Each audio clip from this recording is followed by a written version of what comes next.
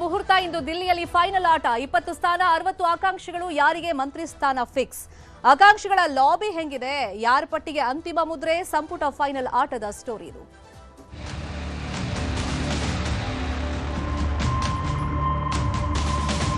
ಈ ವಾರದೊಳಗೆ ಕಂಪ್ಲೀಟ್ ನಾನು ಎಲ್ಲ ಎಕ್ಸೈಸ್ನ ಫೈನಲೈಸ್ ಮಾಡಿ ಅನುಮತಿ ಸಿಕ್ಕಿದ್ರೆ ಸಂಪುಟ ವಿಸ್ತರಣೆ ಕೂಡ ಆಗುವಂಥ ಸಾಧ್ಯತೆಗಳಿದ್ದಾವೆ. ಈಗ JDS ನವರದೇ ಪೈಪೋಟಿ ಕಾಣಿಸ್ತಾ ಇರೋದು.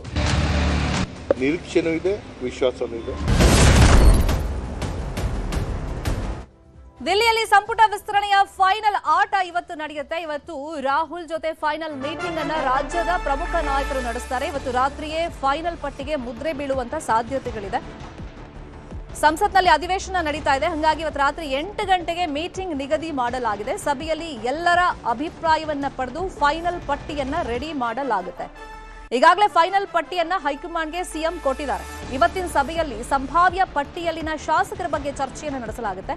ಸಭೆ ಬಳಿಕ ಅಂತಿಮ ಪಟ್ಟಿಯನ್ನ ಕಾಂಗ್ರೆಸ್ ಪ್ರಕಟ ಮಾಡುವಂತ ನಿರೀಕ್ಷೆ ಇದೆ. ಇವತ್ತೇ ಫೈನಲ್ ಪಟ್ಟಿ ರೆಡಿ ಆದ್ರೆ ಶುಕ್ರವಾರ ಪ್ರಮಾಣ ವಚನ ಸಾಧ್ಯತೆ ಇದೆ ಅಂತ ಹೇಳಲಾಗ್ತಿದೆ. ಕಾರಣ 2 ದಿನ ರಾಜ್ಯಪಾಲರು ಕರ್ನಾಟಕ ರಾಜ್ಯದಲ್ಲಿ ಇರಲ್ಲ, ಅವ್ರ ಊರಿಗೆ ಹೋಗಿದ್ದಾರೆ.